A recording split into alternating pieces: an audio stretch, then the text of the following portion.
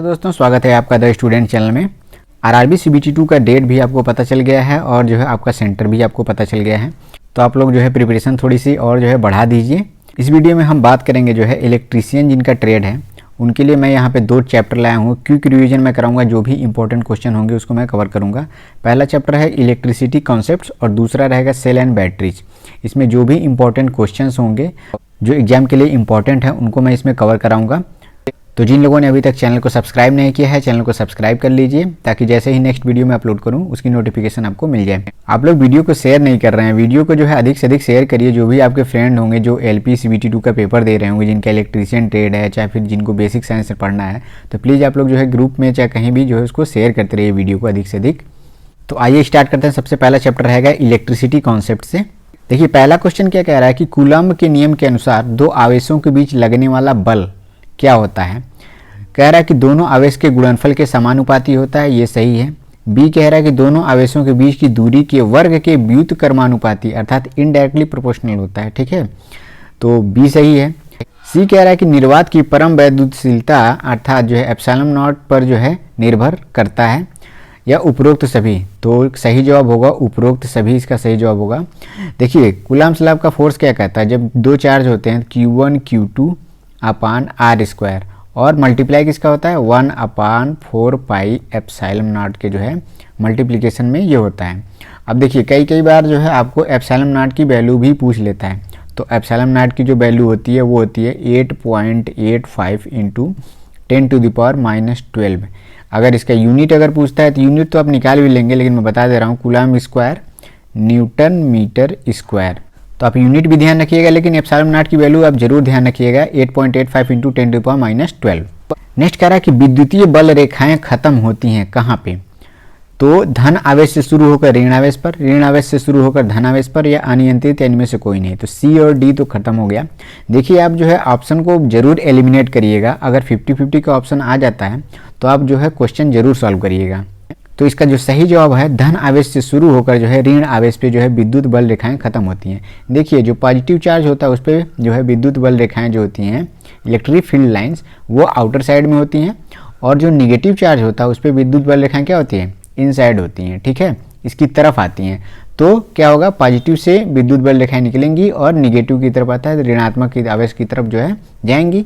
तो option A इसका जो है सही जवाब हो गया। नेक्स्ट क्वेश्चन कह रहा है कि किसी खोखले चालक के अंदर विद्युत क्षेत्र का जो है तीव्रता क्या होती है। कह रहा है कि एक कोई खोखला चालक है, तो क्या होगा अगर इस पे चार्ज होता है ना, तो चार्ज क्या होता है इसके आउटर सरफेस पे होता है, इनर सरफेस पे चार्ज नहीं होता है। इसके अंदर जो है इलेक्ट्रिक फील्ड जो होगा वो एकदम 0 होगा।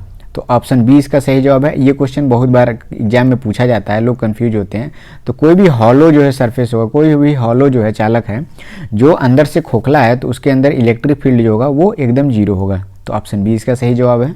नेक्स्ट क्वेश्चन क्या कह रहा है, देखिए अच्छा क्वेश्चन है। कह रहा है कि किसी एल लंबाई के चालक को आयतन में बिना परिवर्तन किए 3L कर दिया जाए तो उसका प्रतिरोध क्या होगा, आर क्या होगा। कह रहा है कि 2 गुना, 3 गुना, 6 गुना या 9 गुना। तो इसको हम जो है एक्सप्लेन कर देते हैं अच्छे से क्या होगा। देखिए रेजिस्टेंस और जो है लेंथ का जो रिलेशन होता है R इक्वल टू क्या होता है ρL/A, ठीक है। अब देखिए लेंथ क्या हो गया, अगर जो है लेंथ जो है जितना टाइम्स गुना होगा रेजिस्टेंस उतना ही टाइम्स गुना होता जाएगा। लेकिन ध्यान रखने वाली बात है ये लेंथ है जब उसमें लेंथ जोड़ा जाता है, अगर L लेंथ का है तो उसमें 2L मान लीजिए और जोड़ दिया जाए तो 3L हो जाएगा, मतलब लेंथ जो है 3 गुना हो गया, तो रेजिस्टेंस भी उसका 3 गुना हो जाएगा। लेकिन क्या रहा है क्वेश्चन पे ध्यान दीजिएगा, आयतन में बिना परिवर्तन किए। आयतन में अगर परिवर्तन नहीं हो रहा है तो मतलब उस वायर को क्या किया जा रहा है खींच के बड़ा किया जा रहा है। मतलब जो है उसका L लेंथ था तो उसको क्या किया गया तान के जो है अगर खींच के कहा जाए तो उसको 3L कर दिया गया। अगर 3L किया जाएगा तो नीचे देखिए क्रॉस सेक्शन एरिया का भी तो इनडायरेक्टली प्रोपोर्शनल होता है, ठीक है, तो उसका एरिया भी क्या होगा 3 टाइम्स घट जाएगा। तो जो क्रॉस सेक्शन एरिया अगर 3 टाइम्स घट जाएगा तो नया रेजिस्टेंस क्या हो जाएगा ρL हो जाएगा 3L, और एरिया क्या हो जाएगा A/3। अब ये 3 ऊपर अगर चला जाएगा तो 3 का इसमें मल्टीप्लाई हो जाएगा, तो कितना हो जाएगा 9L, नया रेजिस्टेंस हो जाएगा ρ9L/A। तो क्या हो गया नया रेजिस्टेंस 9 गुना हो जाएगा, ये आप ध्यान दीजिएगा। तो कौन सा ऑप्शन सही जवाब होगा? 9 गुना, अर्थात ऑप्शन डी इसका सही जवाब हो जाएगा। तो ऐसे क्वेश्चन पे थोड़ा सा आप ध्यान दीजिएगा। मैं इसका एक ट्रिक आपको बता दे रहा हूँ जिससे जो है आप इसमें भूलेंगे नहीं। देखिए, अगर कोई भी रेजिस्टेंस एल लेंथ का है, एल लेंथ का कोई भी अगर रेजिस्टेंस है, अगर उसकी लेंथ में बिना किसी खींचे ताने जो है अगर उसको जो है 3L या x गुना मान लीजिए अगर कर दिया जाता है, ठीक है, x टाइम कर दिया जाता है, तो उसका रेजिस्टेंस भी क्या होगा? x टाइम जो है उसका रेजिस्टेंस भी x टाइम बढ़ जाएगा। लेकिन उसी L लेंथ के अगर रेजिस्टेंस को क्या किया जाता है? खींच कर जो है x टाइम किया जाएगा, खींच कर, वॉल्यूम मतलब चेंज उसमें नहीं किया जा रहा है, तब उसका नया रेजिस्टेंस क्या हो जाएगा? वो x स्क्वायर टाइम्स हो जाएगा। इसका आप ध्यान रखिएगा। तो क्या है, यहाँ पे खींच कर जो है 3 गुना किया गया है, तो क्या हो जाएगा? 3 का स्क्वायर अर्थात 9 गुना हो जाएगा। तो ऑप्शन डी इसका सही जवाब है। नेक्स्ट क्वेश्चन कह रहा है कि 10वां कि प्रतिरोधों के समांतर क्रम में जुड़े होने पर विभव तथा विद्युत धारा क्रमशः क्या होती है, अर्थात वोल्टेज और करंट क्या होता है, ये आपको बताना है। देखिए, अगर समांतर क्रम में प्रतिरोध जोड़े हैं, मतलब क्या है, अगर मान लीजिए ये प्रतिरोध एक ये है, फिर दूसरा प्रतिरोध ये है, फिर तीसरा प्रतिरोध ये है, ठीक है, तीनों को समांतर क्रम में मैंने जोड़ दिया। समांतर क्रम में क्या होता है? हमेशा वोल्टेज क्या होता है? सेम होता है, अर्थात विभव क्या होगा? इन दो पॉइंट के बीच में हमेशा वोल्टमीटर लगाएंगे तो वो एक ही रीडिंग देगा। तीनों रेजिस्टेंस के खिलाफ जो है कि क्रॉस लगाइए या फिर जो है इन दो पॉइंट के बीच में लगाएंगे तो वोल्टेज क्या होगा? सेम होगा। और विद्युत धारा जो है, अगर मान लीजिए यहाँ से आई इनकम जो जा रहा है इसमें, तो वो 3 भागों में बढ़ जाएगा और तीनों रेजिस्टेंस में विद्युत धारा जो का मान जो है वो अलग अलग होगा। तो यहाँ पे जो सही जवाब होगा ऑप्शन ए सही जवाब होगा, समान एवं भिन्न भिन्न। नेक्स्ट क्वेश्चन कह रहा है कि व्हीटस्टोन सेतु संतुलन में कहलाएगा जब गैल्वेनोमीटर से प्रभावित धारा क्या होगी। देखिए, जब व्हीटस्टोन ब्रिज में, अभी आगे क्वेश्चन मैंने उससे रिलेटेड रखा हुआ है तो मैं और एक डिटेल में एक्सप्लेन करूंगा। कोई भी देखिए, अगर व्हीटस्टोन ब्रिज देखिए, मैं एक बार जो बना देता हूँ यहाँ पे, ये है आपका व्हीटस्टोन ब्रिज, ठीक है। यहाँ पे गैल्वेनोमीटर लगा होता है। आप लोगों ने बीटेक, डिप्लोमा, आईटीआई जहाँ भी आप लोगों ने प्रैक्टिकल किया होगा, तो इससे रिलेटेड जब प्रैक्टिकल करते थे तो अगर जब ये बैलेंस्ड कंडीशन में होता था तो गैल्वेनोमीटर में कोई डिफ्लेक्शन शो नहीं होता था। तो देखिए, अगर डिफ्लेक्शन शो नहीं होगा मतलब क्या होगा? बैलेंस कंडीशन में उसमें प्रवाहित होने वाली धारा का मान क्या होगा? वो 0 होगा। तो ऑप्शन बी इसका सही जवाब है। नेक्स्ट क्वेश्चन देखिए क्या कह रहा है कि वास्तविक रूप से पृथ्वी की धारिता क्या होती है, अर्थात इसकी कैपेसिटेंस के बारे में पूछा है। तो देखिए, अगर कैपेसिटेंस जो है पृथ्वी का आप निकालने जाते हैं तो डाटा निकल के क्या आता है? 711 माइक्रोफैरड। लेकिन वास्तविक रूप से जो पृथ्वी की जो धारिता होती है वो अनंत होती है। तो वास्तविक रूप से पूछेगा तो इसकी जो आंसर होगा इसका वो होगा ऑप्शन डी। लेकिन अगर कैलकुलेट करने के लिए पूछेगा, अगर अनंत नहीं दिया हुआ है तो 711 माइक्रोफैरड होता है। कैसे होता है? देखिए, क्या करने हैं कि सी का जो वैल्यू होता है 4 pi epsilon nought into r होता है। यहाँ पे आर क्या है? आपका रेडियस है।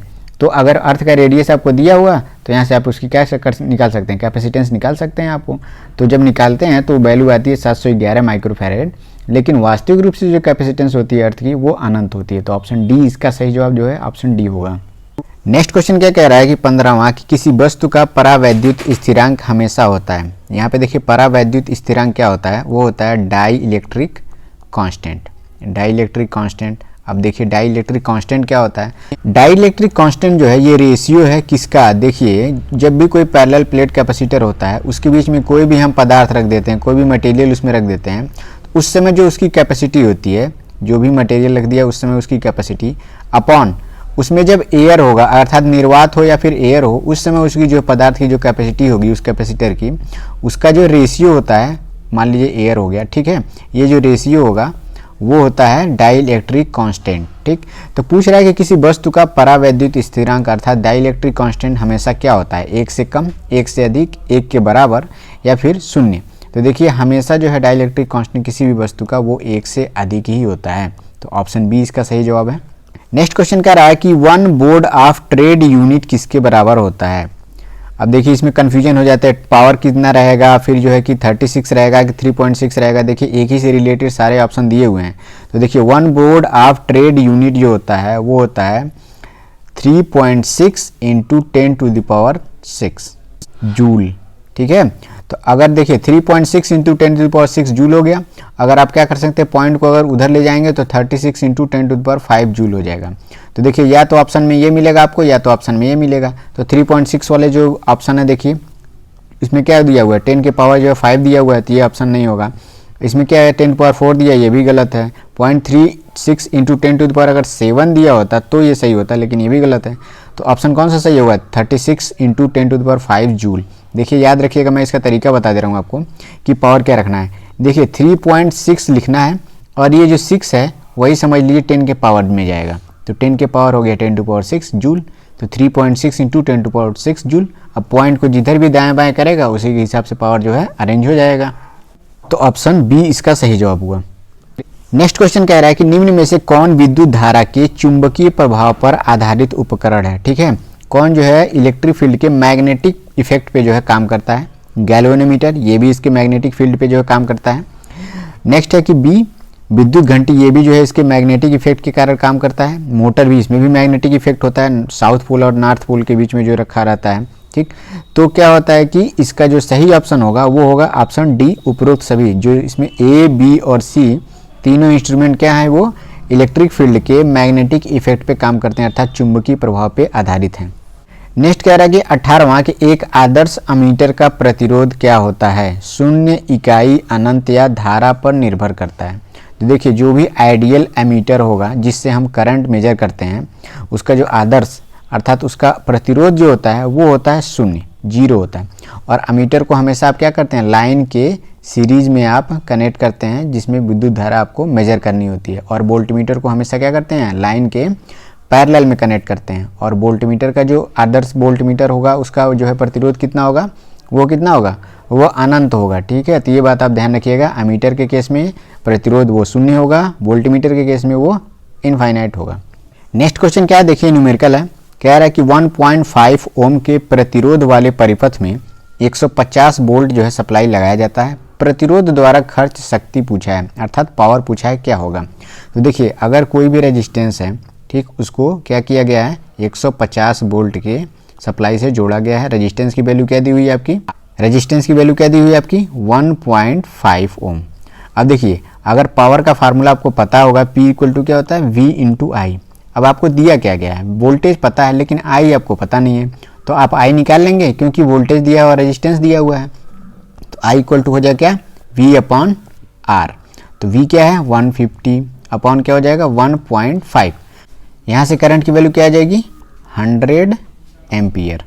अब इस वैल्यू को क्या करिए, पावर वाले इक्वेशन में पुट कर देंगे। तो P इक्वल टू क्या हो जाएगा, वोल्टेज कितना दिया हुआ है 150 और करंट कितना आ गया 100, तो आ जाएगा आपका पावर कितना 15000। ये हो जाएगा आपका वाट। अब देखिए 15000 वाट आंसर आ गया आपका। देखिए कौन सा ऑप्शन सही है, ऑप्शन सी सही होना चाहिए। देखिए यहाँ पे एक 0 मिस हो गया है, यहाँ पे आंसर जो है इन्होंने गलत लिखा हुआ है। 15 के आगे 3 0 हो जाएगा, ये हो जाएगा वाट। तो आप इससे कंफ्यूज मत होइएगा। या फिर क्वेश्चन में हो सकता है 1.5 की जगह पे 15 ओम हो, तो 15 ओम करेंगे तो भी आपका आंसर सही हो जाएगा। तो आप अपना मेथड सही रखिए, आंसर आपका सही आएगा। ठीक है, नेक्स्ट क्वेश्चन कह रहा है कि 1500 वाट के हीटर द्वारा 4 घंटे चलने पर खर्च की गई ऊर्जा आपकी क्या होगी, ये आपको बताना है। तो देखिए हीटर क्या है 1500 वाट का है और 4 घंटे चल रहा है, तो कितनी ऊर्जा खर्च होगी ये आपको ज्ञात करना है। तो एनर्जी जो ऊर्जा खर्च होती है वो उसका फॉर्मूला क्या होता है VIT। ठीक है, तो VI क्या है, ये पावर है। तो पावर दिया हुआ कितना 1500, टाइम कितना दिया है 4 आवर, तो कितना हो गया 15 चौका 60 हो गया और 00। आपके एनर्जी का मान आ गया। ठीक है, ऊर्जा का मान आ गया, लेकिन पूछा किस में है, यूनिट में पूछा है। देखिए आंसर जो है सारे यूनिट में दिए हुए हैं, तो यूनिट में आपको डिवाइड करना पड़ेगा 1000 का। तो आप क्या करेंगे, इसमें 6000 में 1000 का आप डिवाइड कर देंगे तो ये हो जाएगा 6 यूनिट आपका आंसर आ जाएगा। 6 यूनिट आपकी ऊर्जा खपत हो रही है अगर 4 घंटे जो है जलाया जा रहा है 1500 वाट को। तो आपका आंसर क्या हो जाएगा 36 का बी। नेक्स्ट क्वेश्चन क्या कह रहा है कि 1000 वाट की विद्युत इस्त्री द्वारा खपत की गई ऊर्जा जो है 500 वाट की विद्युत इस्त्री द्वारा खपत की गई ऊर्जा से क्या होगी, कम, अधिक, आधी या समान। देखिए एक इलेक्ट्रिक प्रेस है, इसका जो है एक ही पावर दिया हुआ है 1000 वाट, दूसरे का दिया हुआ है 500 वाट। अब कौन सा इलेक्ट्रिक प्रेस है जो अधिक ऊर्जा खपत करेगा, तो जिसका पावर ज़्यादा होगा वही जो है इलेक्ट्रिसिटी जो है वही जो है सबसे ज़्यादा ऊर्जा खपत करेगा। तो 1000 वाट वाला जो क्या होगा उसकी ऊर्जा खपत ज़्यादा होगी 500 वाट से। तो ऑप्शन कौन सा सही होगा, ऑप्शन ए सही होगा। ठीक, नेक्स्ट क्वेश्चन क्या रहा है 38 200 वाट और 500 वाट के समान वोल्टेज वाले लैंपों में 200 वाट के लैंप का प्रतिरोध क्या होगा। देखिए प्रतिरोध 200 वाट वाला देखिए कम वाट है तो इसका प्रतिरोध का मान अधिक होगा, 500 वाट के कंपैरिजन में। अगर कह रहा है कि समान वोल्टेज सप्लाई है तो समान वोल्टेज वाला अगर लैंप है दोनों और वाट जो है पावर अलग अलग दिए हुए हैं, तो जिसका कम पावर वाट होगा उसका जो है रेजिस्टेंस की वैल्यू क्या होगी, वो अधिक होगी। तो ऑप्शन ए इसका सही जवाब है। देखिए इसको हम सॉल्व करके भी देख सकते हैं। जैसे मान लीजिए पावर दिया हुआ है, P1 दिया हुआ है 200 वाट, और हम क्या करते हैं, हमको जो वोल्टेज कांस्टेंट रख देते हैं। मान लीजिए हमने कांस्टेंट वोल्टेज रख दिया 200 वोल्ट, ठीक। अब देखिए P2 दिया हुआ कितना, 500 वाट, 500 वाट दिया हुआ है।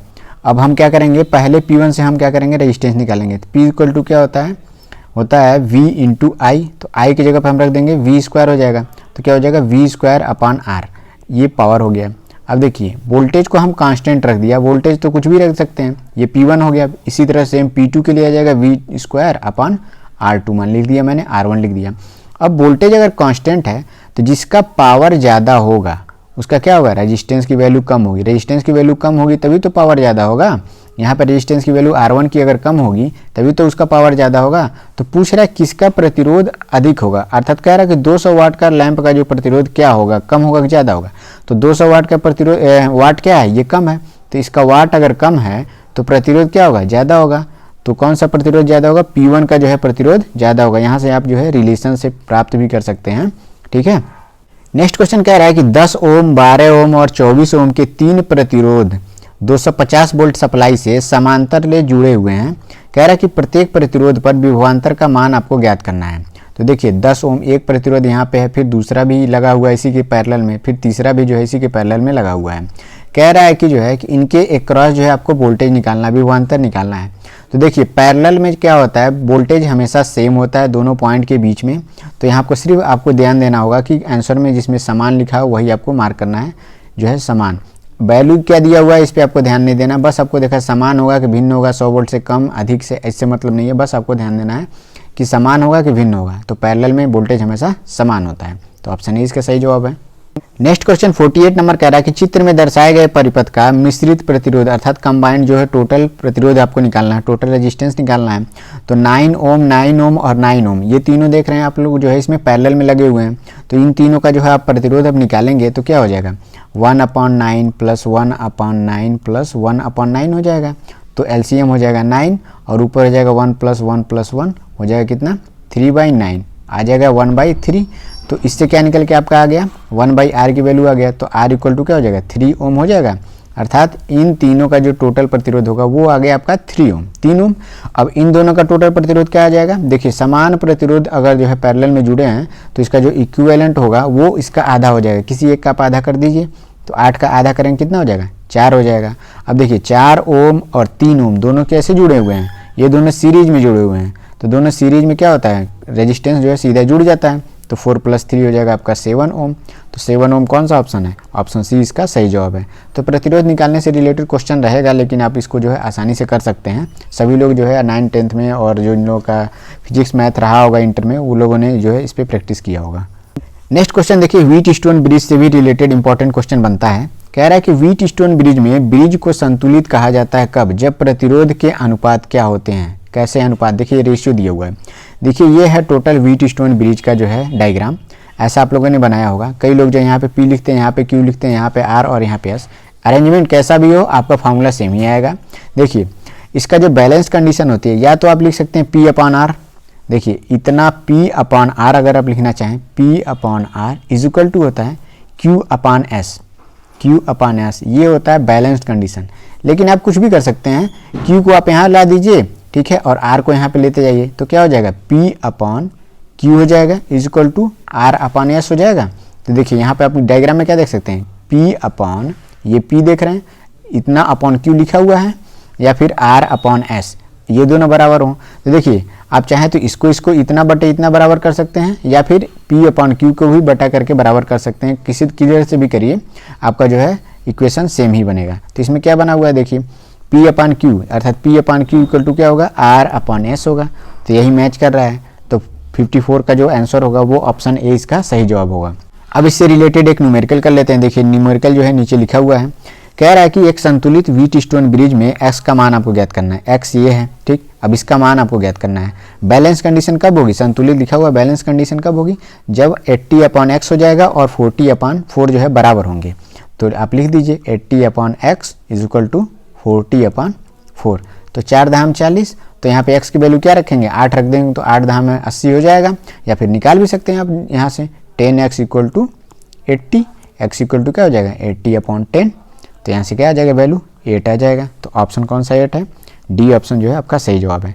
तो व्हीट स्टोन ब्रिज से कोई प्रूफ नहीं आएगा, बस सिंपल ऐसे ही आ जाएगा बैलेंस कंडीशन।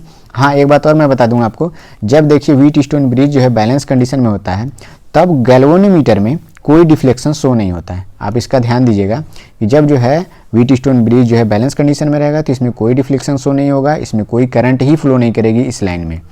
तो ऐसे रिलेटेड भी अगर क्वेश्चन आएगा तो इसको ध्यान दीजिएगा। नेक्स्ट क्वेश्चन 142 क्या कह रहा है कि निम्नलिखित में से किस प्रतिरोध का साइज अधिकतम होगा। 10 ओम 50 वाट, फिर 100 ओम 10 वाट जो है, 1 किलो ओम जो है 1 वाट, या फिर 10 मेगा ओम हाफ वाट का। तो देखिए प्रतिरोध की वैल्यू जितनी ज़्यादा होगी उसकी साइज उतनी अधिक होगी। देखिए 10 मेगा ओम जो ऑप्शन है वो सही होगा, ऑप्शन डी इसका सही जवाब होगा। जितना ज़्यादा प्रतिरोध की वैल्यू होगी वो उसकी साइज उतनी अधिक होगी। नेक्स्ट क्वेश्चन 143 कह रहा है कि आदर्श करंट स्रोत, अर्थात कह रहा है आइडियल करंट सोर्स की बात कर रहा है। आइडियल करंट सोर्स क्या होता है, आंतरिक चालकता शून्य होगी, आंतरिक प्रतिरोध जो है शून्य होता है, या फिर लोड न होने पर वोल्टेज की वैल्यू शून्य होती है, या फिर ओमिकाएँ नहीं होती हैं। तो जो आइडियल करंट सोर्स होगा अभी मैंने बताया उसका क्या होगा, इंटरनल रेजिस्टेंस क्या होता है, 0 होता है, उसमें कोई रेजिस्टेंस नहीं होता है। और एमीटर को हम क्या करते हैं, लाइन के सीरीज में कनेक्ट करते हैं। तो इसका ऑप्शन बी इसका सही जवाब होगा। आइडियल करंट सोर्स में इंटरनल रेजिस्टेंस जो होता है, आंतरिक प्रतिरोध, वो 0 होता है, शून्य होता है। 144 क्वेश्चन यहाँ पे देखिए क्या दिया हुआ है। ये क्वेश्चन कह रहा है कि निम्न में से किस बल्ब का प्रतिरोध सबसे कम होगा, आपको ये बताना है। पहला कह रहा है ए में 220 वोल्ट 60 वाट, 220 वोल्ट 100 वाट, 115 वोल्ट 60 वाट, या 115 वोल्ट 100 वाट। अब देखिए मैंने बताया था कि अगर पावर जो है, वोल्टेज अगर सेम है, 220 वोल्ट यहाँ पे है, 220 वोल्ट यहाँ पे है, वोल्टेज अगर सेम है तो जिसका जो पावर कम होता है उसका रेजिस्टेंस ज़्यादा होता है। तो 60 वाट का जो है रेजिस्टेंस ज़्यादा होगा 100 वाट के कंपेरिजन में। लेकिन देखिए पूछा क्या है, किसका सबसे कम है, तो यहाँ पे देखिए ए ऑप्शन तो कट गया, ए तो ज़्यादा ही है बी से, तो अब आपके पास बी बचा। अब देखिए सी और डी में कंपेरिजन कर लीजिए।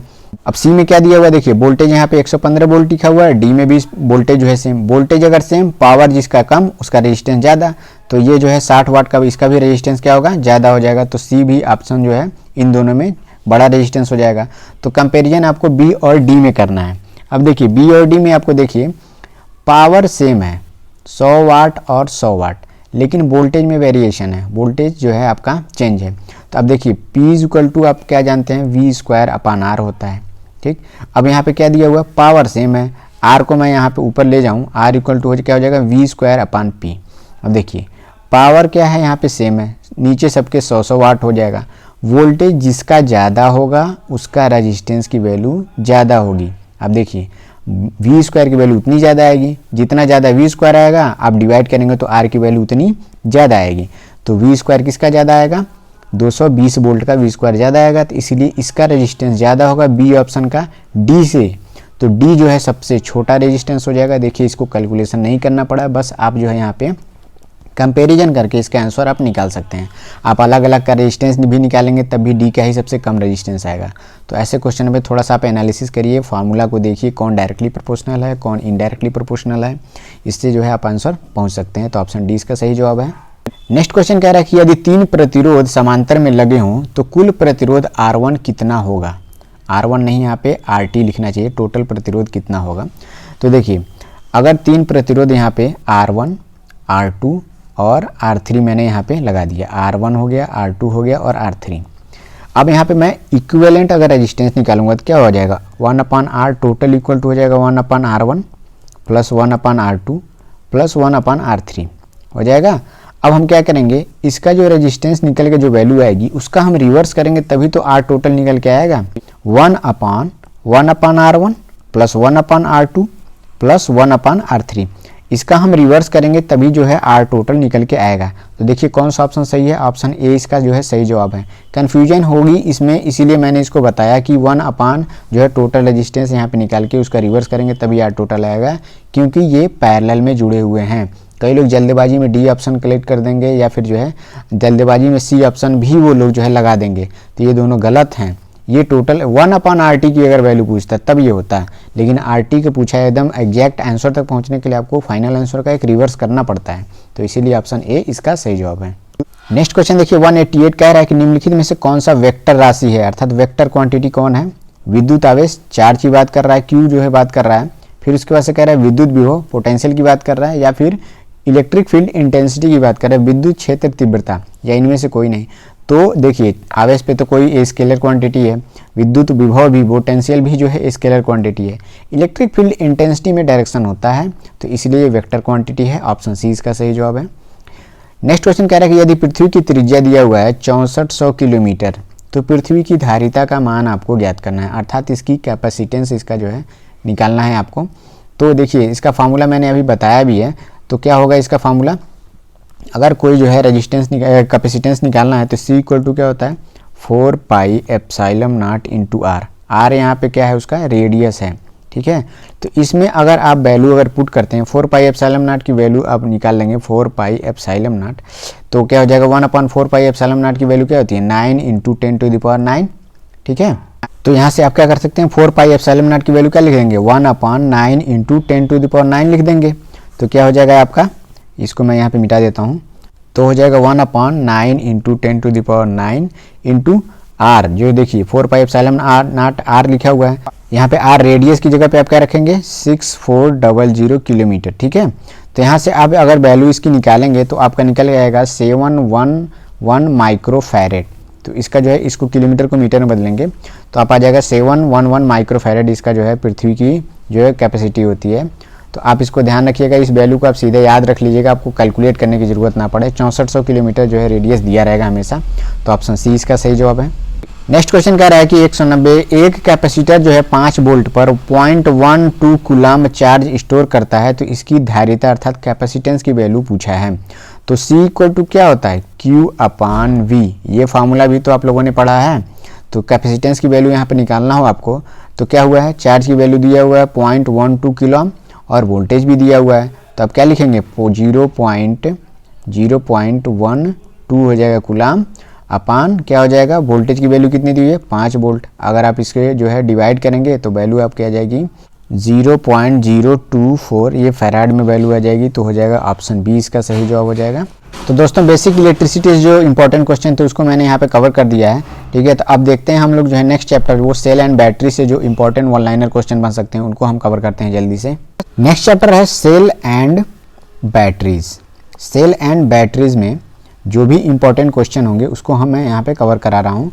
देखिए सेल और बैटरीज में मेजर डिफरेंस क्या होता है, सबसे पहले मैं ये बता दूँ।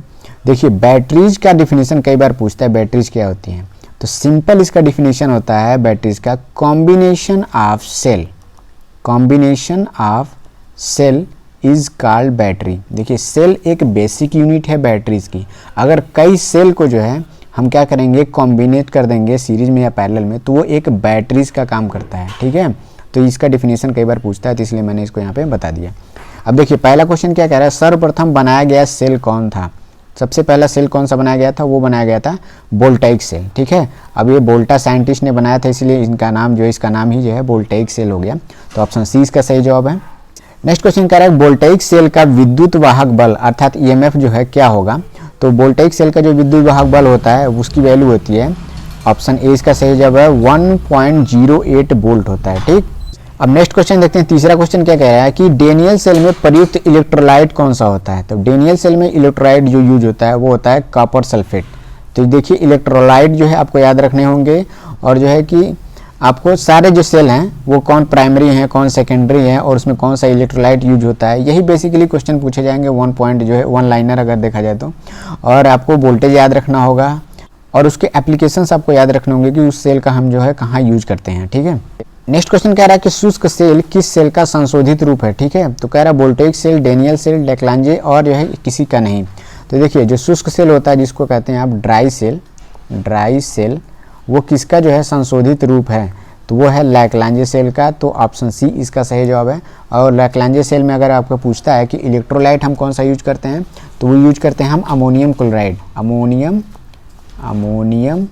क्लोराइड, अगर फार्मूला में अगर दिया होगा तो फार्मूला होता है इसका NH4Cl, तो आप जो है इलेक्ट्रोलाइट जरूर याद रखिएगा। डेनियल सेल में अभी मैंने बताया उसका ये क्या यूज करते हैं, कॉपर सल्फेट CuSO4। और वोल्टेइक सेल का क्या होगा इलेक्ट्रोलाइट, वो होता है वोल्टेइक सेल का H2SO4 होगा आपका इसका इलेक्ट्रोलाइट। तो इलेक्ट्रोलाइट आप जरूर याद रखिएगा। नेक्स्ट कह रहा है कि लैग्रांजे सेल में इलेक्ट्रोलाइट के रूप में क्या प्रयोग होता है, तो लैग्रांजे सेल में अभी मैंने बताया आपको अमोनियम क्लोराइड, तो ऑप्शन ए इसका सही जवाब है। नेक्स्ट क्वेश्चन कह रहा है बैटरी चार्जिंग के लिए किस प्रकार के स्रोत की आवश्यकता होती है, किस तरह के सोर्स होना चाहिए, AC DC दोनों या फिर ना AC ना DC। तो ऑप्शन डी कट गया है, ऑप्शन सी कट गया। तो AC और DC में ही आपको कन्फ्यूजन होगी। देखिए 50-50 करना बहुत आसान होता है, आप थोड़ा सा भी अगर आप पढ़ के गए हैं तो आप 2 ऑप्शन एलिमिनेट जरूर कर सकते हैं। तो आपको कन्फ्यूजन होगा तो देखिए DC सोर्स से ही हम जो है सिर्फ जो है हम क्या करते हैं बैटरी को चार्जिंग करते हैं। तो ऑप्शन बी इसका सही जवाब है। नेक्स्ट क्वेश्चन कह रहा है कि पॉकेट कैलकुलेटर आदि किस प्रकार के सेल की जरूरत होती है, lead acid cell, Daniell cell, voltaic cell या मरकरी सेल। तो जो भी पॉकेट कैलकुलेटर होता है उसमें हम यूज करते हैं मरकरी सेल का। तो ऑप्शन डी इसका सही जवाब है मरकरी सेल। नेक्स्ट क्वेश्चन कह रहा है कि लेड एसिड बैटरी का कंटेनर किस पदार्थ का बना होता है। तो लेड एसिड जो बैटरी होती है उसका कंटेनर होता है हार्ड रबर का। तो ऑप्शन सी इसका सही जवाब है 15 का। नेक्स्ट क्वेश्चन कह रहा है कि स्पेसिफिक ग्रेविटी की यूनिट क्या होती है, इकाई क्या होती है। तो देखिए स्पेसिफक ग्रेविटी की कोई यूनिट नहीं होती है, डायमेंशनलेस होता है, यूनिटलेस होता है। तो ऑप्शन डी इसका सही जवाब है, कोई यूनिट नहीं है। अब देखिए कह रहा है कि सेकेंडरी बैटरी में जो भी हम सेकेंडरी बैटरीज यूज करते हैं वो क्या होता है, केमिकल रिएक्शन उत्क्रमणीय होता है। केमिकल रिएक्शन जो उत्क्रमणीय नहीं होता है, कोई रासायनिक क्रिया नहीं होती है, रासायनिक क्रिया होती है। तो जो भी सेकेंडरी सेल होता है उसमें जो है केमिकल रिएक्शन जो होता है वो उत्क्रमणीय होता है। तो क्या हो गया 22 का ऑप्शन सही हो जाएगा, ऑप्शन ए। ठीक, मतलब क्या है कि आप सेकेंडरी बैटरी को जो है फिर से रिचार्ज कर सकते हैं। आप अगर उसको कई बार यूज करना चाहते हैं तो चार्ज और डिस्चार्ज होकर जो है फिर बार आप उसको जो है कई बार उसको चार्ज कर सकते हैं डिस्चार्ज होने के बाद भी। तो इसीलिए इसमें केमिकल रिएक्शन जो है उत्क्रमणीय होता है, रिवर्सिबल होती है इसमें रिएक्शन। नेक्स्ट क्वेश्चन कह रहा है सेकेंडरी सेल का उदाहरण आपको बताना है। तो लैग्रांजे सेल ये तो प्राइमरी है, लेड एसिड सेल और शुष्क सेल और डेनियल सेल। तो शुष्क सेल ये ड्राई सेल जो है ये भी क्या होता है प्राइमरी, डेनियल भी आपका क्या होता है प्राइमरी। लेड एसिड सेल क्या होता है, ये होता है आपका सेकेंडरी। तो सेकेंडरी का एग्जांपल है लेड एसिड सेल, इसको जरूर याद रखिएगा, इसको जो है कई बार एग्जाम में पूछा जाता है ये। नेक्स्ट क्वेश्चन कह रहा है कि जब आपका इलेक्ट्रोलाइट का आपेक्षिक घनत्व तो क्या होगा जब बैटरी चार्ज हो रही हो। बैटरी अगर चार्ज होती है तो इलेक्ट्रोलाइट का जो होता है रिलेटिव डेंसिटी आप इसको कह सकते हैं आपेक्षिक घनत्व, वो क्या होता है बढ़ता है, घटता नहीं है, बदलता नहीं है। तो बिल्कुल गलत होगा, इनमें से कोई नहीं है तो होगा ही नहीं। तो ऑप्शन बी इसका सही जवाब होगा, बढ़ता है। कह रहा है चार्ज सेल का रिलेटिव डेंसिटी पूछ रहा है कि आपेक्षिक घनत्व क्या होता है। जब चार्ज सेल हो जाएगा तो मतलब उसका जो है आपेक्षिक घनत्व क्या है बढ़ा रहा होगा। तो बढ़ा रहा होता है तो उसका जो है आपेक्षिक घनत्व होता है 1.25 से अधिक ही होता है। तो जनरली 1.25 आंसर में होगा, तो उसको आप मार्क करिएगा। नेक्स्ट क्वेश्चन कर रहा है इलेक्ट्रोलाइट का अपेक्षिक घनत्व तो क्या होगा जब बैटरी डिस्चार्ज हो रही होगी। तो डिस्चार्ज होती है तो उसकी जो है अपेक्षिक घनत्व होता है 1.14 के करीब। तो आप ध्यान रखिएगा 1.1 के ही आसपास होता है जब डिस्चार्ज हो रही होगी, और जब चार्ज होता है तो 1.25 के 2 से अधिक ही होता है, 25, 27, 28 के करीब में जो आंसर होगा उसको आप मार्क करिएगा। नेक्स्ट क्वेश्चन कह रहा है बैटरी के प्लेट का रंग कैसा हो जाएगा जब बैटरी डिस्चार्ज हो। तो उसके प्लेट का रंग होता है सफ़ेद जब बैटरी डिस्चार्ज होती है। तो ऑप्शन डी इसका सही जवाब है। अब कह रहा है कि चित्र में 1.5 वोल्ट के 6 जो है सेलों को श्रेणी क्रम में जोड़ा गया है। कह रहा है कि पॉजिटिव और निगेटिव टर्मिनल्स के आर पार जुड़ा वोल्ट मीटर जो है निम्न माप दर्शाएगा। अर्थात यहाँ पे वोल्ट मीटर हमने जोड़ दिया यहाँ से और यहाँ पे, और कह रहा है इसमें वोल्टेज की वैल्यू क्या दर्शाई जाएगी। तो कह रहा है कि देखिए 1.5 वोल्ट यहाँ पे लिखा है, ये गलत लिखा हुआ है। देखिए यहाँ पे 2.5 सब जगह लिखा हुआ है, तो आपको 2.5 से कैलकुलेशन करना है। तो देखिए जब सीरीज में वोल्टेज जो है सारे जो है सेल जुड़े हुए हैं सीरीज में, तो सभी का वोल्टेज जो है ऐड होके जो है इसमें दिखाएगा, वोल्टेज मेजर होगा। तो क्या हो जाएगा 2.5 5 हो जाएगा, फिर ये 5 हो जाएगा और ये 5, टोटल हो जाएंगे आपके 15 वोल्ट जो है ये शो करेगा ये वोल्टेज। तो यहाँ पे आंसर हो जाएगा ऑप्शन बी। ठीक है, सीरीज में रहेगा तो सीधे आप जोड़ दीजिएगा। नेक्स्ट कह रहा है कि डिस्चार्ज बैटरी का आंतरिक प्रतिरोध अर्थात इंटरनल रेजिस्टेंस अगर डिस्चार्ज बैटरी है तो कितनी होगी। तो इंटरनल रेजिस्टेंस उसका हो जाता है वो बढ़ जाता है जब बैटरी आपकी डिस्चार्ज होती है। तो ऑप्शन सी इसका सही जवाब है। नेक्स्ट क्वेश्चन कह रहा है इलेक्ट्रोलाइट का अपेक्षिक घनत्व कितना होगा अगर बैटरी पूरी रूप से चार्ज हो। पूर्ण चार्ज हो तो अपेक्षिक घनत्व मैंने बताया 1.2 से ही अधिक होता है करीब, तो 1.28 इसका जो है अपेक्षिक घनत्व हो जाएगा जब बैटरी पूर्ण चार्ज होगी। नेक्स्ट क्वेश्चन कह रहा है कि धन प्लेट और ऋण प्लेट क्रमशः क्या होंगे जब बैटरी पूरी रूप से चार्ज होगी। तो देखिए यहाँ पे लेड जो है लेड से रिलेटेड है, तो यहाँ पे लेड एसिड बैटरी की बात कर रहा है यहाँ पे। तो देखिए अगर धन प्लेट जो होगा, पॉजिटिव प्लेट क्या होगा बैटरी का, वो हो जाता है लेड पेरोक्साइड, लेड पेरोक्साइड उस पर जम जाता है फिर, और नेगेटिव होता है वो शुद्ध लेड की तरह बचा रह जाता है, तो सारे वो ऑक्साइड हो जाता है उस पर, लेड पेरोक्साइड पर। तो ऑप्शन सी इसका सही जवाब है। नेक्स्ट क्वेश्चन कह रहा है इलेक्ट्रोलाइट कैसा होगा यदि बैटरी चार्ज हो। तो जब जो है बैटरी चार्ज होती है तो इलेक्ट्रोलाइट जो है धीरे धीरे गाढ़ा होता रहता है, ठीक है, वो गाढ़ा होगा, जब डिस्चार्ज होगी तो वो पतला होता जाएगा। तो ऑप्शन ए इसका सही जवाब है। नेक्स्ट कह रहा है 78, निम्न में से कौन लेड एसिड बैटरी की एम्पियर घंटे की दक्षता दर्शाता है, अर्थात एम्पियर आवर की जो है इफिशियंसी दर्शाता है। तो करीब करीब जो है लेड एसिड बैटरी की जो एम्पियर आवर की इफिशियंसी होती है 90 से 95% होता है। तो 78 का जो ऑप्शन हो जाएगा ऑप्शन ए इसका सही जवाब है। नेक्स्ट क्वेश्चन कह रहा है कि कितने देर बाद हम बैटरी को चार्ज करेंगे जब उसे उपयोग में नहीं रखते हैं। अगर बैटरी को हम उपयोग नहीं करते हैं तो 6 घंटे बाद, 6 सप्ताह बाद, 6 दिन बाद या 6 माह बाद। देखिए बैटरी फुल चार्ज है फिर भी हम उसका यूज नहीं कर रहे हैं तो उसको जो है उसकी वो धीरे धीरे डिस्चार्ज होता रहता है, तो उसको जो है हमको कम से कम 6 दिन बाद जो है उसको बार बार चार्ज करते रहना चाहिए, उसकी अगर लाइफ अच्छी चाहते हैं तो ऑप्शन बी इसका सही जवाब है। नेक्स्ट क्वेश्चन कह रहा है किसके द्वारा इलेक्ट्रोलाइट का आपेक्षिक घनत्व मापते हैं, किस जो है यंत्र के द्वारा, हाइग्रोमीटर, लैक्टोमीटर, टोकोमीटर या हाइड्रोमीटर। तो इसका सही जवाब है हाइड्रोमीटर। आप इसमें एलिमिनेट तो कर ही सकते हैं ऑप्शन को ही, हाइड्रोमीटर अगर नहीं भी जानते तब भी आप जो है सारे ऑप्शन को एलिमिनेट कर सकते हैं। तो ऑप्शन सी इसका सही जवाब है। कह रहा है कि क्या होगा अगर चार्ज करते समय बैटरी के कनेक्शन गलत हो जाएं। देखिए अगर कभी कोई भी बैटरी होता है उसका कनेक्शन आपने गलत कर दिया तो तुरंत जो है उसमें करंट की वैल्यू बहुत ज़्यादा फ्लो करने लगती है, ठीक, करंट की वैल्यू फ्लो होगी तो हो सकता है आपका वायर जो हो वो जल जाए, ठीक है। तो ऑप्शन ए इसका सही जवाब होगा, बहुत अधिक करंट बहने लगेगी, ठीक है उसमें। नेक्स्ट क्वेश्चन कह रहा है कि कारों में निम्नलिखित एम्पियर आर क्षमता की बैटरियों का हम प्रयोग करते हैं। कौन सी एम्पियर, 5 से 10 एम्पियर आवर, 100 से 150 एम्पियर आवर, 30 से 60 या 200 से 250। तो हम कार में जो एम्पियर आवर बैटरी का यूज करते हैं वो 30 से 60 एम्पियर आवर की कैपेसिटी की उसकी बैटरी होती है। तो ऑप्शन 20 का सही जवाब है। कह रहा है कि किसी 6 वोल्ट, नेक्स्ट क्वेश्चन कह रहा है कि किसी 6 वोल्ट सीसा अम्ल बैटरी का जो है लेड एसिड बैटरी की बात कर रहा है, आंतरिक प्रतिरोध दिया हुआ है, इंटरनल रेजिस्टेंस दिया हुआ है 0.01 ओम। कह रहा है कि बैटरी के लघु परिपथ होने पर कितना करंट फ्लो करेगा। तो अगर शॉर्ट सर्किट हो जाती है बैटरी तो आपका करंट की वैल्यू आई इक्वल टू क्या हो जाएगा, V/R।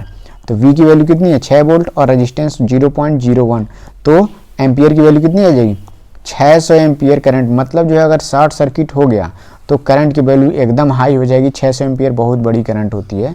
नेक्स्ट क्वेश्चन है कि यदि 100 एम्पियर आर क्षमता वाली इफिशियंसी वाली जो है बैटरी से हम 8 एम्पियर करंट लिया जा रहा है तो वो लगभग कितने घंटे चलेगी। 8 एम्पियर करंट पर आवर के हिसाब से लिया जा रहा है, तो 100 एम्पियर है आपका एम्पियर आवर। अगर 8 एम्पियर आवर पर आवर जो है 8 एम्पियर लेते हैं तो कितने घंटे चलेगी, आप डिवाइड कर दीजिए। तो 8 एकम 8, 8 दूना 16, 8 जो हो जाएगा 0.5, 12.5 घंटे जो है ये बैटरी चलेगी। तो ऑप्शन सी इसका सही जवाब है। तो दोस्तों मैंने जो है सेल एंड बैटरी से जो इंपॉर्टेंट क्वेश्चन थे और जो है उससे रिलेटेड जो थियरी थी, और भी इसमें क्वेश्चन बन सकते हैं, जिनके पास बुक होगी उसमें और भी ज़्यादा डिटेल में उसको पढ़िएगा। जितने इलेक्ट्रोलाइट्स होंगे उसको ज़रूर याद रखिएगा, आप इलेक्ट्रोलाइट्स क्या होते हैं, उसकी जो है बैटरी का एप्लीकेशन कहाँ कहाँ हम यूज करते हैं और उसमें कौन सा। देखिए एक चीज़ मैंने बताना भूल गया, देखिए सारे जो बैटरीज हैं जितने भी सेल हैं तो आप सेल में क्या करिएगा, कौन सा एनोड और कौन सा कैथोड है तो उसको आप याद रखिएगा कि एनोड हम कौन सा यूज कर रहे हैं और कैथोड में हम किस जो है ये मेटल का यूज कर रहे हैं, ये आप ध्यान रखिएगा। एनोड तो जनरली हम जो है प्राइमरी सेल की अगर बात करूं तो हमेशा जिंक ही यूज होता है मैक्सिमम। देखिए डेनियल सेल में जो है एनोड जिंक होगा, जो है वोल्टेक सेल में भी एनोड जो होगा वो जिंक ही होता है, लैग्रांजे सेल में भी उसमें भी आप एनोड का जो है वो जिंक के रूप में यूज करेंगे, ठीक। ड्राई सेल में भी आपका जो है एनोड होता है वो जिंक ही होता है। तो मैक्सिमम में जो है प्राइमरी सेल अगर होगा तो एनोड उसका जिंक ही होगा, बाकी अब कैथोड अलग अलग होंगे तो उसको आप जो है देख लीजिएगा इसको।